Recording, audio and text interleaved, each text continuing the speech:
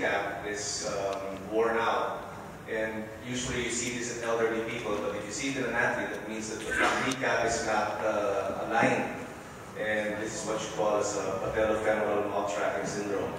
So usually the mainstay of treatment of this buffalo is we have to correct the alignment of your kneecap.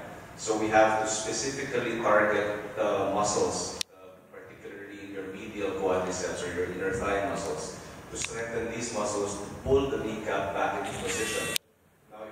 Running or competing on a malaligned patella, then that's what you get. You get contravallation patella or bad cartilage. Hyaluronic acid is a substance that is normally produced by your knee to help the cartilage regenerate. And yes, your cartilage will grow back if you correct all these problems with your alignment. Most of the time, we don't have to do the injection. That's probably what you meant by puncture. So we don't have to do the injection of the hyaluronic acid just yet. So we just have to correct the alignment of your patella, continue on with training, and probably give you supplements like collagen and proteins. Okay, in light of the question you said, do you recommend for us for the travel and training inferences, or do you recommend doing gym sessions for, to keep your gym strength sessions to keep your body? Oh, definitely, because muscle strengthening is really the answer to the maltracking patella. But you have to specifically target, so it has to be guided. It has to be specifically targeted towards the right muscles. Because if you do strengthening exercise in the gym and you're strengthening the wrong muscles, it will worsen the malalignment of your patella. Oh, it's certainly good that we have a doctor on board. Thank you. That's what I'm here for. And I recommend and encourage everybody to ask any questions you like, because over 25 years of experience, that's more than some of us have been around. So he is very much an expert in all of this. Take it away. Hi, Doc. Good morning. Regarding to my student, so I want him to train na mas maayos pa sana. So mayroon siya problem sa sciatica. So siya as coach, hindi ko naman yung pwede ma-advise sa kanya. So ano po yung pwede kong gawin sa kanya para mas ma-improve yung training, magkaroon ng progress? Okay, thanks Coach Jo. For the benefit of the people around here, I'm a fan of Joe Mac. Okay, he's one of the guys who really train triathletes the right way. He's really the best. So the question is, he has a trainee who has sciatica or a painful nerve at the back of the knee, at the back of the leg. It usually starts from where the sciatic nerve exits the spinal cord. Sorry if I'm getting a bit technical. But I'm sure one of you, or at least a lot of you, have experienced this in any time of your life. So, sciatica is when your sciatic nerve is inflamed, so you get the sciatic symptoms. It depends actually on what the cause of the sciatica is, the inflammation of the nerve. The most common one is compression. So, the sciatic nerve exits the spinal cord through a very fixed and small, half bony opening. Sometimes it's the tightness of these muscles around that opening that cause the sciatic problem. So if that were the case, you have to, again, coach your training to strengthen specific muscles like your obturator, your iliopsoas muscles. Most of the time, it's actually the abductor muscles that are a problem, like your major glutes. So you have to train the muscles that oppose these muscles. So a good trainer like Joe Mac, for example, would know how to target these muscles and relieve the inflammation of the sciatic nerve. Run-of-the-mill physical therapy exercises cannot deal with this because if you just let the patient go to a rehab center and they say, I have sciatica, all they'll do is probably do traction, hot packs, and everything. But the long-term treatment is to strengthen the right muscles. So, exactly that's sinabi ko sa kanya na it's muscle balance. Yes. Perfect. Thank you, Doc. You're welcome. Good morning. Hey, anything around I think so. I think we are. Well, feel free anybody to jump in, because I'm sure one question will lead to another. We will open up your thoughts. I'll ask my question. Fair enough. I know that clean athlete is the recovery and the isolate. How do you best recommend how you use that after your workouts for recovery? Okay. Well, the product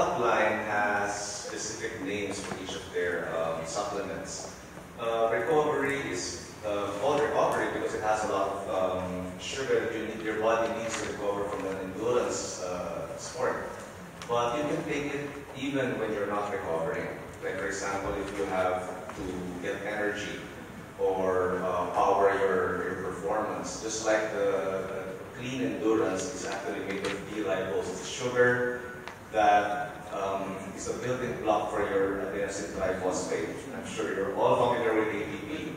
That's the energy currency of your muscles. So these are supplements that power your muscles to do what they're supposed to do. Your muscles will not be able to do what they're supposed to do or what you expect of them to do if they don't have the right substances in your body. So a good plan may be to maintain your protein intake with isolate, and then during heavy days, as we may call it, or intense workout days, you can put in recovery instead of isolate. So this is actually I'm talking about a whole program here. And then of course, to lessen the possibility of cramping or electrolyte imbalance, you have your electrolyte capsules. So this all work into play. But you cannot just pick one product for your particular need. It has to be to look at all the needs of your body. And we practically have similar needs. Our bodies are designed all together. It's just the demand that we put on our bodies that differ. Did I answer your question? Yes, yes. Can I build upon my question? Yes. The electrolytes, when would you recommend the best time to take those? Your body starts performing the moment you make the first step in a run. So it already demands electrolytes in your body. So you have to have it in your body first. So you can start taking electrolytes before the actual training or the actual competition. During, it's a long course endurance sport like triathlon. And after, especially when you're recovering.